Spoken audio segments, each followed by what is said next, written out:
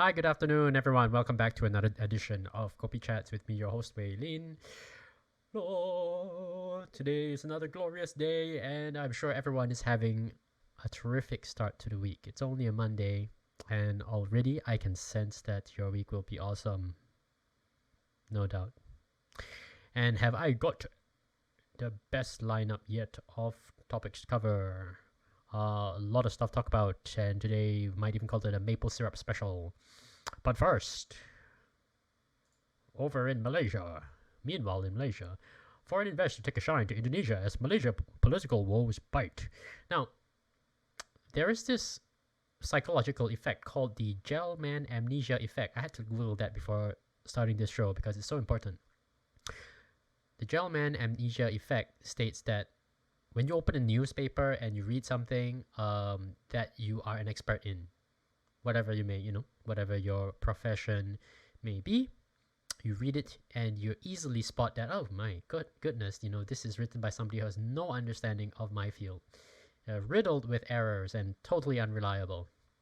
And then you look at it and you think, okay, yeah, unacceptable. And then you flip the page, and then the next article you see, you look at it and you think, oh wow, I didn't know that, Vladimir Putin is such an evil guy. Wow. Crazy. And so from one moment you to the next, there's amnesia. You had forgotten that, this publication you're reading is not very good at investigating the facts of topics in which they are not experts. And on a topic that you can recognize that, but then subsequently you forget all about it and imagine that the rest of it's okay. So, very fortunately, this is on a topic that I know a little bit about. I am Malaysian, and also I happen to the orbit of my professional life is a little closer to technology and startups. And so this really caught my eye, and I can say that this makes no sense whatsoever. And I even took the trouble to read it, just so that I don't miss anything.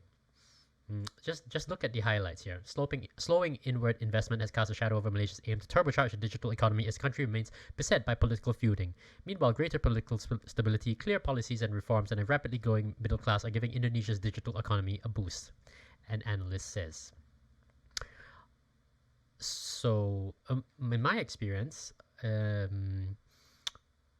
are plenty of investors in technology who just want to get a foot into Indonesia, because Indonesia, it turns out, Indonesians are very, very tech-friendly people. They'll adopt new technology. They'll give it a try so long as it saves them money. And their usage of Gojek, Grab, and TikTok in particular right now really shows this. I've seen some usage trends of TikTok that beggar belief. They are just outrageous trends, like practically a straight line up from one year to the next usage wise. So I know that Indonesians are huge, early adopters. And I know that Malaysians have not been, and that's been the case for many years now, even before the recent alleged political instability in Malaysia. There's not really a lot to. So I have browsed the article. Let's see. Look at this. Political uncertainty is a bigger deterrent to investments than corruption because it creates an uncertain environment where it's more difficult to make decisions, said economist Carmelo Ferlito, chief executive of Center for Market Education. Who is that? No idea. Is political uncertainty a bigger deterrent to investment than corruption? I don't know. Because what are you uncertain? Doesn't that kind of depend on what you're uncertain about? If you're uncertain about whether or not the country will exist tomorrow, you can make an argument about that, right? Because you might lose all your money. But if the uncertainty extends as far as, I don't know who will be the prime minister tomorrow, but does that really matter? Because in my experience, I have just seen in the past few years, Malaysia had first Tun Dr. Mahathir elected as prime minister, and then subsequently replaced by Tun Muhyiddin Yassin, and then now replaced by Tun Ismail Sabri. So we've had three prime ministers in about 4 years, I would say. Has that been very impactful? No. Have there been riots in the streets? No. Have there been market crashes? No. So it just feels rather absurd to say that, this is a bigger deterrent than corruption, because corruption absolutely loses you money 100%. And political uncertainty, in my experience so far, has not really led to any change. I may be wrong, because what do I know? I'm a talking head on the internet. I don't know. What do I know about geopolitics? But I read news and I care. It's my country after all, and I don't really see. I don't even see any case being made that it really makes a difference. Blah blah blah. Somebody says, worrying for young Malaysians. All Malaysians, truthfully, correcting himself in time. All Malaysians, truthfully, not just young Malaysians, because there's endless political instability, blah blah blah, and bickering, which reminds me of every single country in the world, pretty much. Yeah. Then there's talk about foreign direct investment flows. Yes. Does that mean, does that say something about this turbocharger, this digital economy thing? I'm not really sure. Foreign investing, okay, I guess, FDI is exactly what you need to look at on that. Let's see. With a per capita income of around 2.5 times that of Indonesia, Malaysia still remains attractive to investors seeking markets with higher purchasing power, as well as higher global ranking, competitiveness, and ease of doing business. Yes, in fact, Malaysia's always been pretty good with competitiveness and ease of doing business. It's always been one of her strengths, and that hasn't changed at all. But Indonesia is in fact becoming a really, really, the great place to be if you're into technology, the technology business. So you can see that right here. Amazon Web Services is committed to investing $5 billion in Indonesia over the next 15 years. In 2020, Google, Microsoft, Facebook, and PayPal put $1 billion in the country's tech sector. There's mention of data centers being... Yes, here we go. Indonesia has the second most number of data centers in ASEAN after Singapore. So, yes, tech is really booming business in Indonesia. And I think that drives a lot of attention, as you can see right here, mentioned in this article. And does that somehow prove that foreign investors take a shine in Indonesia as Malaysia's political woes bite? This part is true, but this is not established, is how I would say it, and that's being charitable. Sorry, yes, South China Morning Post. I don't really see this. It feels like the two are not. You haven't made a good case of establishing the links. Is the the most charitable way I can put it. Okay, let's move on. Now, in my last episode, I mentioned that Singapore's Prime Minister Lee got in a little bit of trouble because he pointed out correctly that a lot of people in India's parliament, called the Lok Sabha, have criminal charges pending against them. However, that was a very... he framed it inelegantly in a way that caught the attention of the Indian media and Indian leaders. And that was very out of character for PM Lee, who has been, throughout his entire career, been a very cautious, prudent statesman.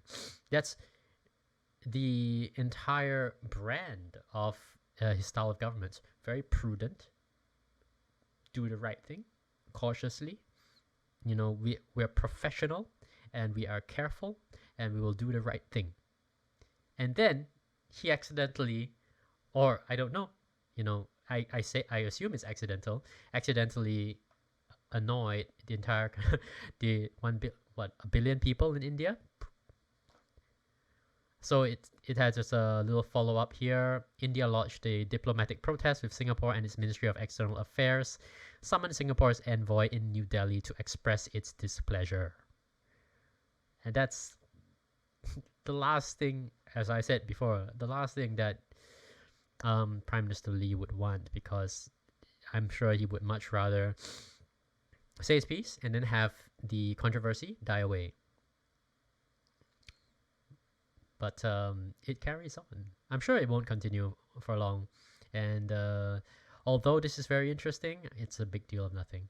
Big load of nothing, I presume. Okay, but on to the real news, the real huge news. Looky here. Now, this thing has really gone on the radar in Singapore. Now, if I read this Channel News Asia practically every day in search of interesting things to talk about, and I have been aware that Canada has seen protests for 3 weeks or so now. 3 weeks.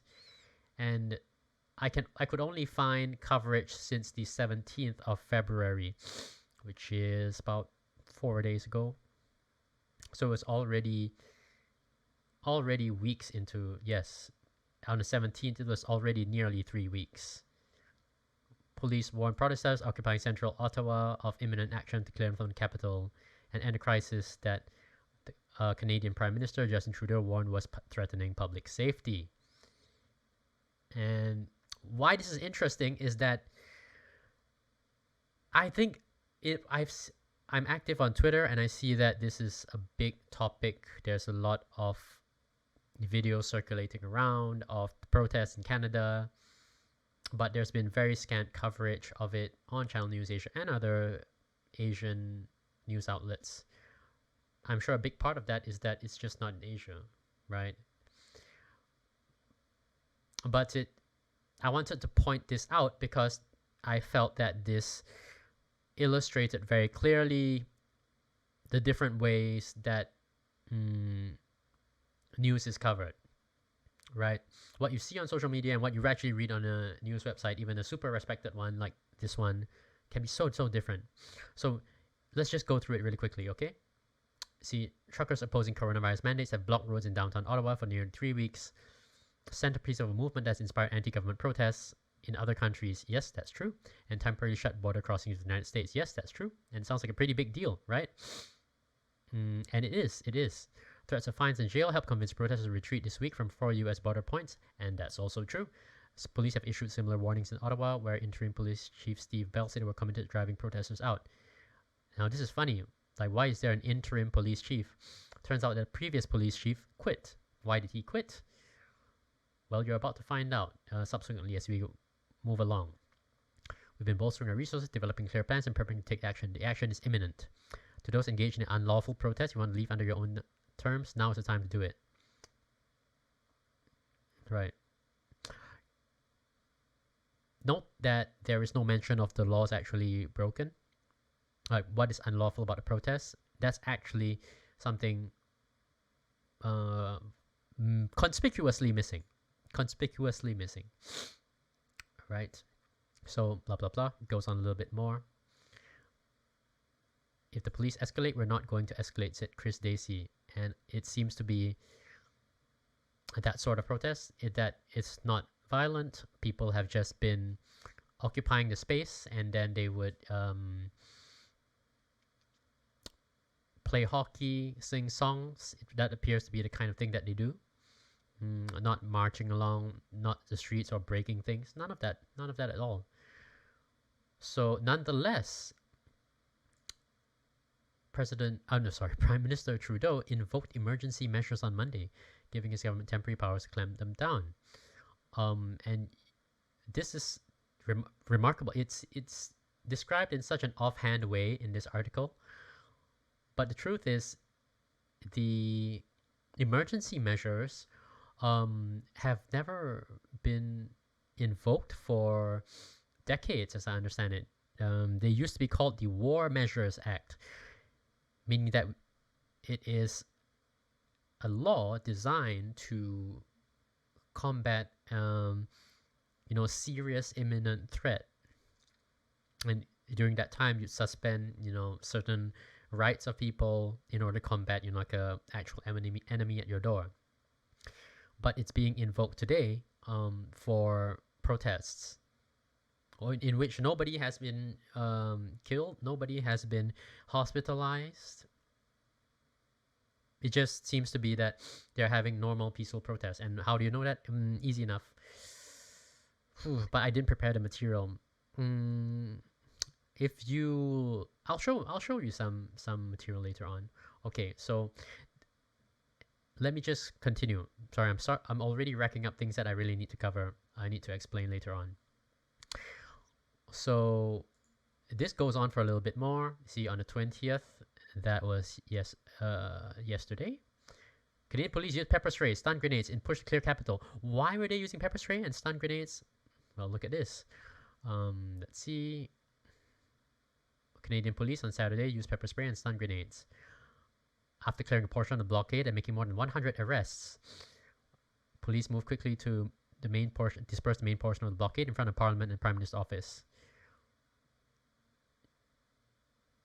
We told you to leave. We gave you time to leave. We were slow and methodical, yet you were assaultive and aggressive with officers and the horses.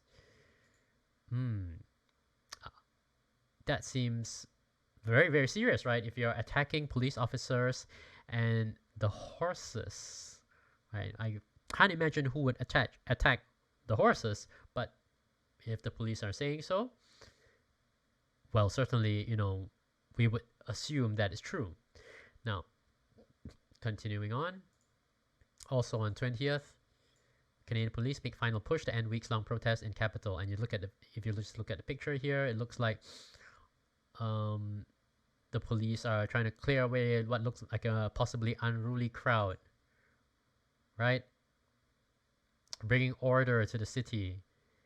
Now, let's see. Police made 170 arrests and towed 53 vehicles. Bust up the protest that required Prime Minister Justin Trudeau to invoke rarely used emergency powers. So note that, what I don't understand this reporting. Why would you report that it required Prime Minister Justin Trudeau to invoke rarely used emergency powers? It feels like a justification of the force without actually showing us the justification, right? If there was a car set on fire, I would understand. If there were people sent to hospital and you told me like these are statistics, here are the people, this is what injuries they suffered, just a little bit, just to add a little bit of color, just so that I understand, I would feel like that would be justified. But to just assert with no evidence whatsoever that these protests, required Prime Minister Justin Trudeau to invoke these rarely used emergency powers, just feels like a bit of a stretch. Yeah, on Saturday, police pepper spray and stun grenades to move out the die-hard protesters, and that paints them. I know that sounds really negative, and I don't know if that is warranted. Some of those arrested wore body armor and had smoke grenades and other fireworks in their bags and vehicles. That sounds pretty serious, right? How many exactly? All right, if we have, and it's not unheard of, right? You have large protests. Any large group of people, sufficiently large, will have some bad actors, and does that justify, a harsh response? I think if we're really being, critical thinkers about this, we'd ask, how many people? Because if you had a protest of like 20 people, and then some of them had fireworks, body armor, smoke grenades, you say, I'm very concerned about that group of people, those 20 people. However, if it was 2,000 people, and then I had a few pieces of body armor, like 3 pieces of body armor, 2 smoke grenades, 5 fireworks, then I would say, whoa, because that is not reflective of the situation at all, right? So, no information given whatsoever. And look at that, that's it. It just went up to here. This is a short one, right? So, does it seem fishy? I would say so. Utterly. Police reclaim capital, right? So it's ended. They've reclaimed the capital. Trucks have been towed away. Streets have been cleared, right?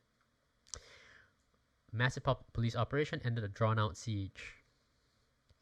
Some people say, I'm just happy to have my city back. Yes.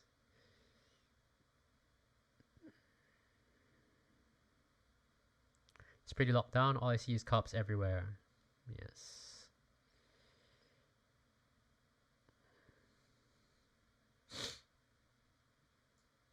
Dave Chapin, and out and about for first time in weeks.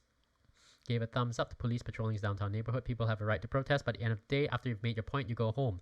These guys just stayed honking, intimidating locals, and disrupting our lives. All right. Fair enough. These past weeks have been absolute hell. Fair enough. I mean, Dave Chappelle is entitled to his opinion. Now, do we get a different opinion? Like a different... nowhere in the few articles that I have skimmed has anyone had a quote from anyone in the protest. An unofficial spokesperson, somebody who was, speaking to a group, like giving a speech somewhere, even just people playing hockey, because I saw photos of people playing hockey on the streets during the protest. No, so it seems rather one-sided. The protests go on forever in my heart. Nicole Craig. Okay, right.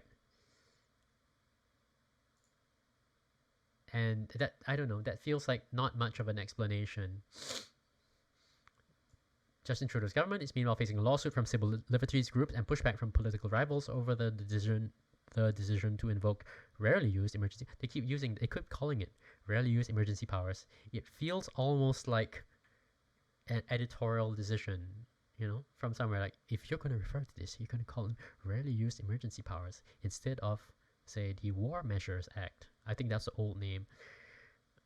Trudeau himself kept his distance as the police operation unfolded, refraining from public comment. And he did. One thing that is known is that Prime Minister Trudeau did not meet with the protest people at any point.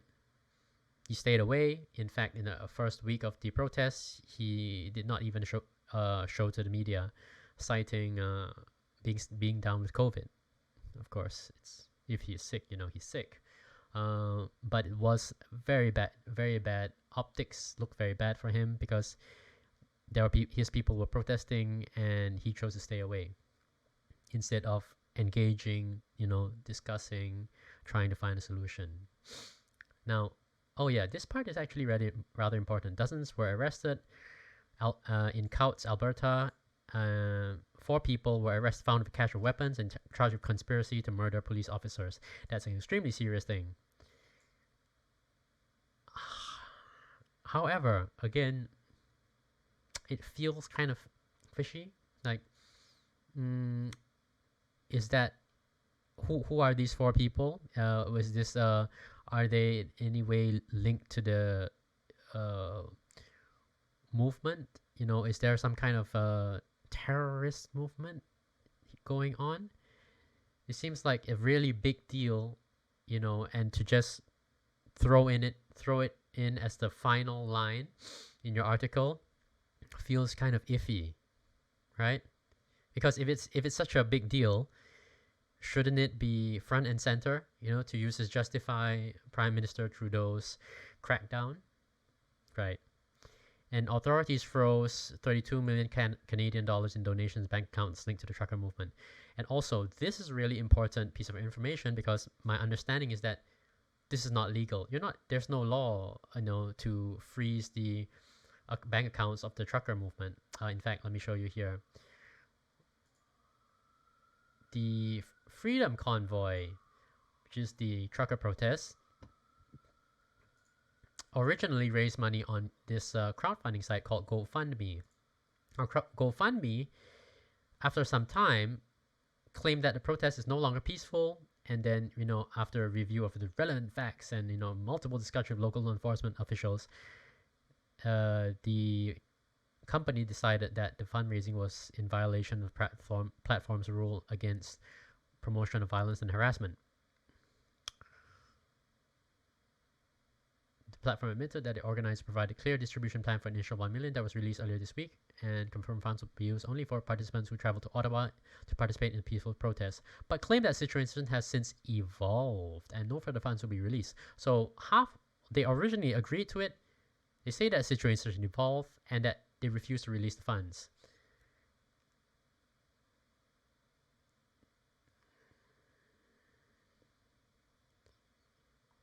This article does not mention it. However, I had read that GoFundMe had made the decision that, okay, everybody who had donated money, you can claim a refund. But if you don't claim a refund, we're going to take your money and then we're going to donate it to charities of our choice.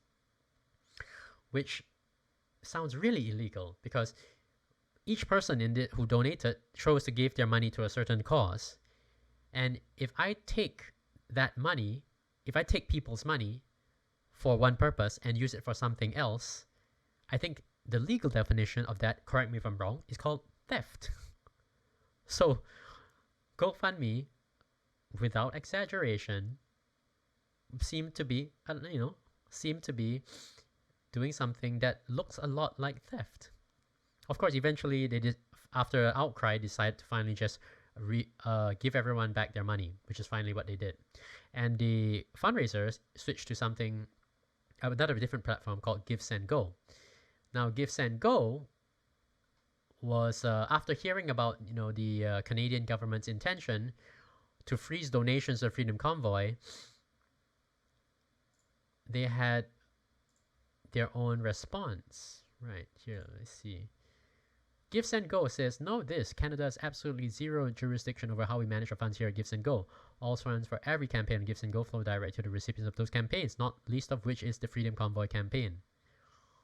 So, what is the background here? Look here. Yeah, Ontario Premier Doc Ford, Ontario Attorney General Doug Downey requested Thursday that the Canadian legal system take action to stop Give Send Go from transferring council donations to protesters demonstrating against COVID restrictions in Canada. It was granted by the Ontario Superior Court of Justice. And the central government, the Trudeau government, also decided that, we're going to freeze the funds, freeze the bank accounts of people involved in the protests, which feels a bit iffy because what exactly is so terrible about these people protesting that you have to freeze their bank accounts? Because as I understand it, that's what they wanted to do. Let's see here, $25 million US. Give Send Go, that's not all from Give Send Go, by the way, because if I'm not mistaken, Give Send Go had less than that. Maybe let's see. Oh yeah, see, as of Friday morning, and this was some time ago, 8.7 million. When was this? February 11th. So, 10 days ago. Maybe it got more. Although my understanding is that right now, the Canadian authorities want to freeze the bank accounts of all the people involved. So not just their Give Send Go money, but other money as well, personal money, which feels really, really like an overreach. And reported elsewhere, remember there was a mention of horses?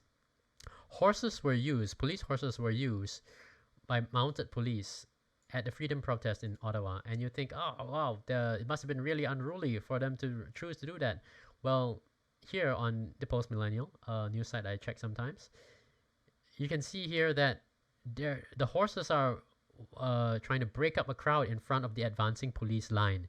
And some people have fallen down, appear to have been trampled. And this photo combination seems to suggest that this old lady here is the lady lying on the floor here, next to a mobility scooter. That is outrageous. Look at this. Mounted police in Ottawa endeavor to clear protesters with the Freedom Convoy from the streets on Friday. Following a charge by mounted police officers into a crowd of protesters, conflicting reports have emerged as to the condition of an elderly woman who was trampled. Fox News contributor Sarah Carter had reported at the time that a woman trampled by the mounted patrol may have passed away in hospitals. Others reported that an elderly woman was merely injured. Carter later apologized, saying that the report she given was wrong. And indeed that is true, because you can see here, allegedly this is the lady. Oh, there's a lot of ads, sorry. We have to bear with it. The elderly woman who was reportedly injured when police on horseback rode through a crowd of Freedom Convoy protesters Friday evening has been identified as Candice Cerro. She's reportedly a full-blood Mohawk woman who lives in I'm going to mangle this. Tyendinaga Mohawk Territory in Hastings County, Ontario. Here you go. So this poor woman, well, she's back on her feet now. She's alive but has shoulder injuries, her family has said. According to a woman claiming to be Sarah's niece, she said in a Facebook post Saturday her alleged aunt is very much alive. So, what do we know? There has been footage. You can actually look it up. Footage showed mounted police officers charging through a narrow opening in a pro-freedom crowd, knocking down some people on the way through. I don't understand how there can be any justification for that, and that feels like extremely extreme overreaction. So what do we know? We know that the police use and Canadian police use horses to run down protesters, including people on mobility scooters. They've frozen their bank accounts, frozen their donation money, and allegedly, from what I understand, their bank accounts, and have a very extremely aggressive enforcement of their order. I wouldn't say that, I don't even know if they have quoted any laws that they're using to control the situation. And it appears that, okay, have a look at this, Rebel News, which is the news site, Canadian news site that I understand does the most covering of the protest movement. They have covered it from start to finish. And they discovered some allegedly leaked Royal Canadian Mounted Police message groups. Time for the protesters to hear our jackboots on the ground. That sounds really serious, really scary. Sincerely. And they have some of the screenshots here. Okay, you can see what looks like police people. Cheers, crew. Here's to some sweet OT this weekend for our on-call members. Don't kick all of them out until next week's group gets our turn. Very aggressive sounding. Let's see. Here's a screenshot of the chat. I'm signed up. Anyone not signed up, jump on this. You're police officers first and riot members second. Don't cower away when we're needed.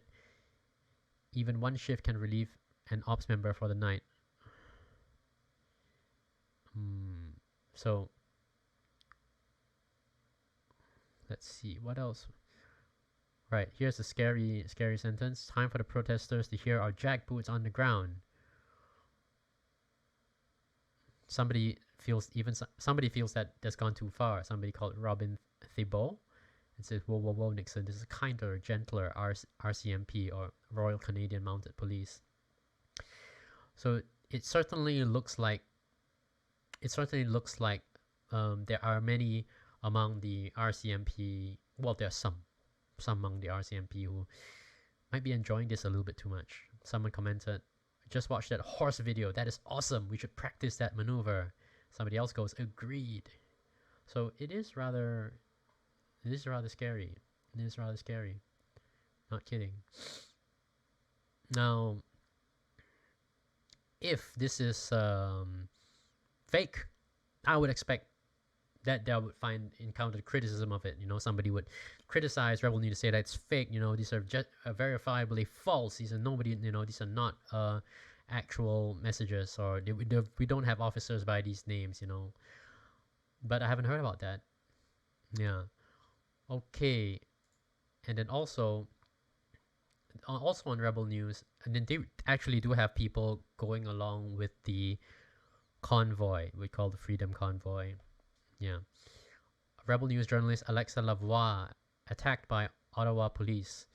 And there is a little short video here, which I will just play for you.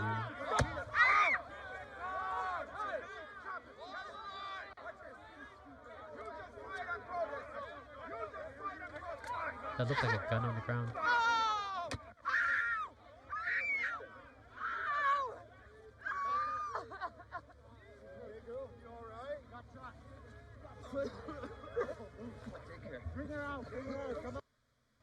So the poor lady, Alexa, got shot in the leg. Here, that's the bruise with a tear gas canister. And you could see that was the situation.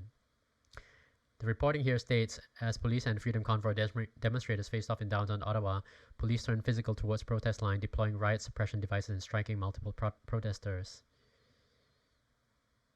Amid loud pops, Rebel News' Quebec-based reporter Alexa Lavoie was directly hit by police during the melee.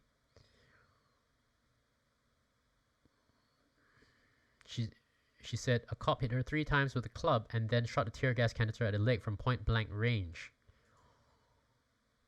So there are many videos like this, and I mean, you can easily, I think you can pretty easily find them on Twitter, at least on rebelnews.com. You know, I recommend people check that out. And that's not the only instance. I've also seen this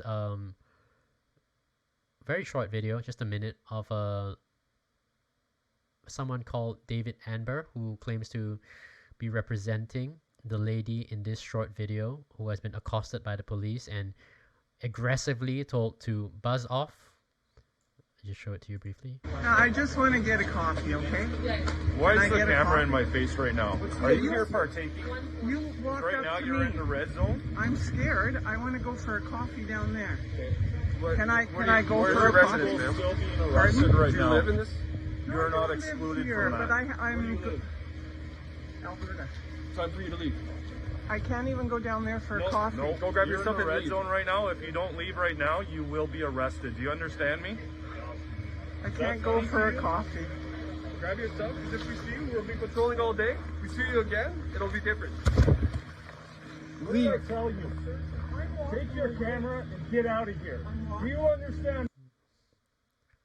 So that's the kind of like aggressive policing that happens at least some of the time, right? I don't know. It's obviously not all the time. Can't be. Here's another one. Ottawa police going after local business owners who serve the truck drivers, like this coffee shop that served coffee to them. Police are forcing them to close.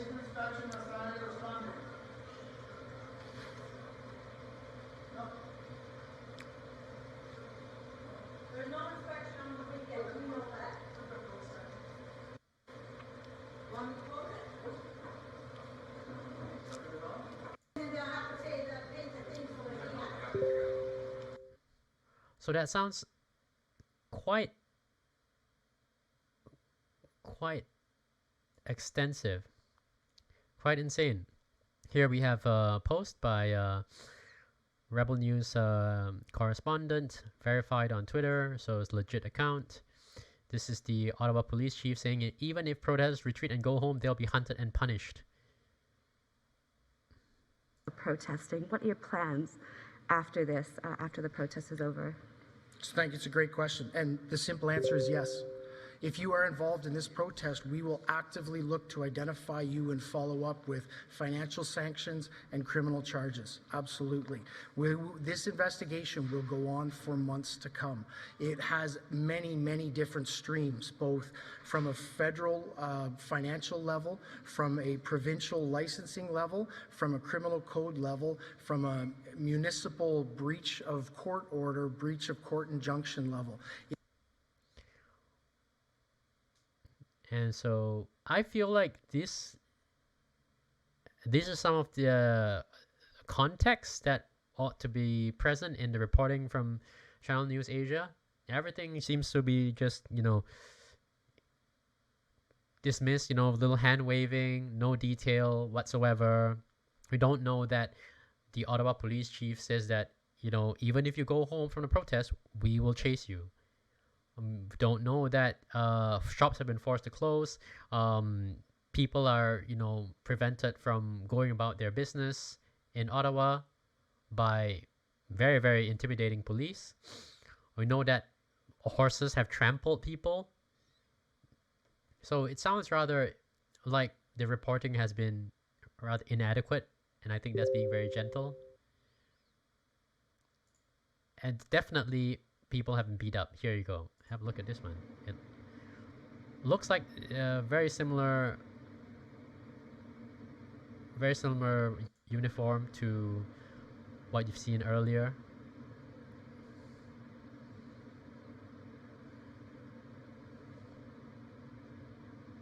This was taking place at the bottom of the screen in that larger shot just now, and that is someone getting beaten up.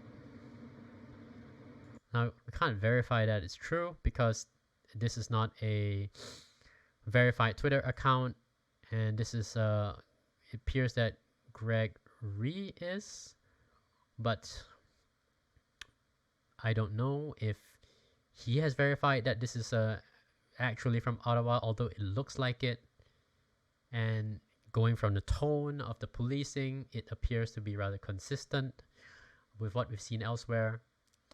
And this has gotten so egregious that even people who might be normally very quiet about such things happening have something to say. And let me show this to you. This might be the best part yet.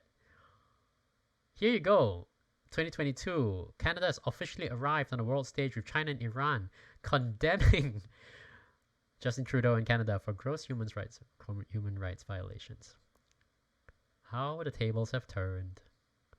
Here we go. Here we have Chen Weihua from China state-affiliated media. I believe it's the Global Times that he works for. He comments, Hong Kong cannot invoke national security law against violent petrol bomb-throwing mobs, but Canada's Trudeau can invoke emergency powers to crack down on peaceful pro-freedom protesters. What's the logic, he says. And there is none. He is absolutely right. He's absolutely right, and that is absurd. Absurd in 2022. Also tweeting is Mahmoud Ahmadinejad, famously the president of Iran, who says the violent crackdown on Freedom Convoy 2022 has nothing to do with freedom of speech and human rights. How coercion could be related to liberty and freedom of choice? So here he is supporting truckers for freedom. I agree with this sentiment. I think that it's a good thing that the truckers took a stand against the vaccine mandates. Of course, I fully believe that vaccination helps nearly everybody. I also believe that people should make their own choices. I think that should be entirely uncontroversial. Most bland, mundane thing one can say. It works, and people should be able to choose. It's just so bland, but unfortunately, that's my bland belief on this. And those people are getting punished for it by very, very aggressive policing. So much so that even Iran and China find it, that's a little bit much, I'm not sure we can stomach that. It gets me a little uncomfortable. So Canada, or specifically Prime Minister Trudeau, you probably don't watch my show. But if you did, I would suggest that you go home and have a timeout. Because you absolutely deserve it. Think on what you've done. Okay, moving on now. Finally, we're done with Canada. It's enough Canada. Commentary. I saw this again about Malaysia. Sorry, there's quite a bit of Malaysia here besides Canada. Suggestion that Malaysia reopens borders in March has the country divided. Of course, I'm always interested if it's something Malaysia related, and I think the purpose here would be to show how to read the news, I suppose. I mean, I don't want to be somebody who tells you exactly how to do things, but treat this as a tip, as a little hack, shall we say. Because when you see such things and you don't click into the article, it's very easy to come away with the impression that, oh my gosh, Malaysia is so divided. That's insane, right? Like, why would they do such a thing? The country must be, fractious and divided and on the verge of breaking apart. Because at least that's what it says. Suggestion that Malaysia reopened borders in March as the country divided. So, to open or not to open, and you have someone entirely, what seems respectable. This is Institution of Southeast Asian Studies, Yusof Ishaq's Serena Rahman examines the layers behind the Malaysian debate to reopen international borders. So, what does Serena have to say? Blah, blah, blah, context, blah, blah, blah, context, blah, blah, blah, brief around the country, expectation of 28,000 cases a day, blah, blah, blah, third year dealing with pandemic. Okay, so we're at something like 6 paragraphs in, and we haven't mentioned anything about the country being divided. But I'm sure it will come up very soon. Blah, blah, blah, keeping Omicron from overwhelming healthcare system, blah, blah, blah, policymakers resident Johor, blah, blah, blah, little wonder, blah, blah, blah, March date for reopening of borders, greater excitement on the ground. Obviously, because that's a big deal. Borders should, reopening of borders would let people travel, and that's a big deal. vaccinated travel lane remain open. Tickets are difficult to come by. Yes, that's true. So I have really gone many paragraphs and still no mention of this so-called divide. Is there any evidence at all for a divide? Yes, actually there is. There is. Let me find it for you. Here we go. This is the little bit of evidence that I found. It's little wonder there's alarm among many Malaysians given this backdrop of soaring cases at the unexpected announcement of a quick return to travel normality. Some, including former Deputy Health Minister and Party PKR Member of Parliament Dr. Lee Boon Chai, warned that borders should only be reopened after the Omicron wave comes under control, especially as booster rates were still relatively low. That's it. That's all the evidence. I read the rest, but it doesn't actually contain anything. So what does this tell you, dear viewer? Look at it. This is outrageous. Here's a piece of commentary that's allegedly meant to give us, some insight, help us understand, why is Malaysia so divided? The country is, being divided. People are fighting each other, arguing with each other, have this big disagreement. And then the best that Miss Rahman can come up with is to say that a politician on the other side of the government, an opposition politician, feels that, you shouldn't do this. You should wait till the Omicron wave comes under control. But that guy's job is to disagree. Does he speak for many Malaysians? No idea. So, I mean, she can obviously write a lot, but I'm afraid this is what passes for commentary. Very disappointed. Very disappointed. Yusof Ishak Institute.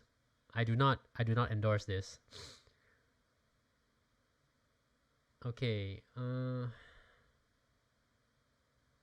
Is there anything else that I want to discuss? Let me think about that for a moment. I have prepared a little bit more.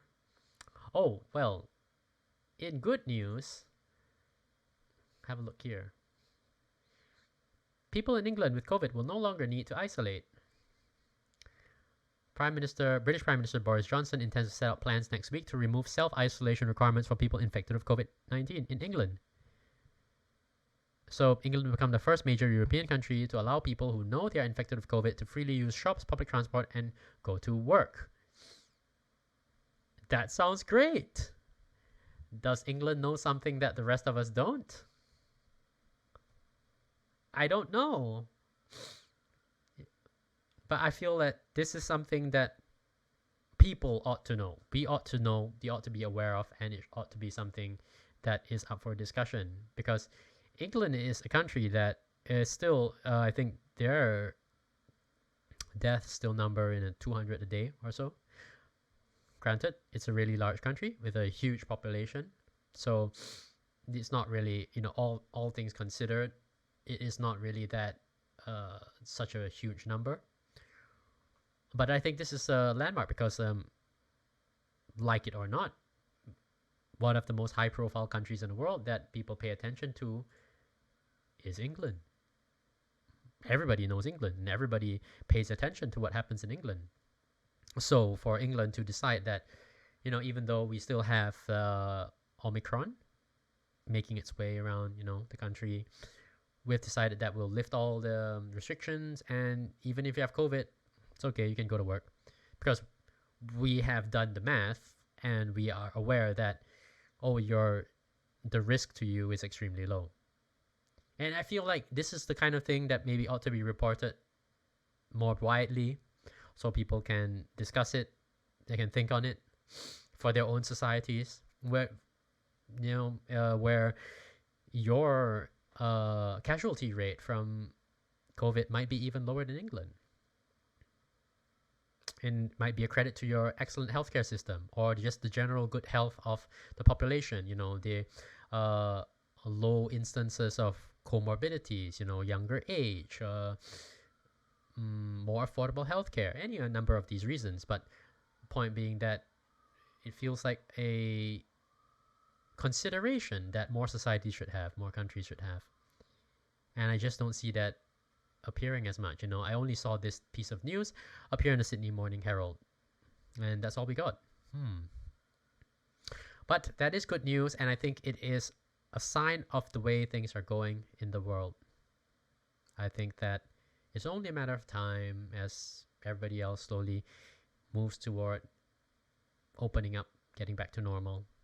YouTube, please don't ban me for that, because I think it's again a very milquetoast, plain, banal observation that more and more countries are moving that way, and risks seem low. As far as I know, deaths are down tremendously from what it was before, and people are ready to. I think, in fact, as far as going to work, doing your business, most things are kind of back to normal. I think the last great big barrier left to fall would be international travel. International travel is tightly constrained with vaccinated travel lanes everywhere, but that should be the last item to fall. All right, so that is, I think, the optimistic note that I like to leave you with. I think that it's always best to end on an optimistic note. Nobody wants to end on any kind of pessimism. That's terrible. Besides, there's so much to be optimistic about. You, I, all of us have survived 2 odd years, more than 2 years of pandemic measures. So I think we deserve a little bit of a pat on the back and to look forward, with optimism for the future. That's what I want to say. So once again, thank you very much for listening. I hope you had a good time getting caught up on going on all around the world. And I hope that I'll see you again next time. Thank you. Take care. Bye-bye.